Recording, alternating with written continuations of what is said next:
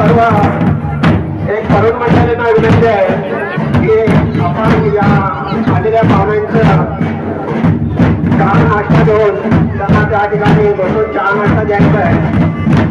स्वतः सर्वांनी याच्या सहकार्य करायचं आहे. आपल्याला आलेल्या पाहुण्यांचं जेवढा आपल्याला मान ठेवता येईल तेवढा मान ठेवायचा आहे. हे पुन्हा एकदा आपल्या वाडीतून सर्व तरुण मंडळींना विनंती करतो की आपण त्यांच्या चहा नाश्त्याची सोय करायची आहे.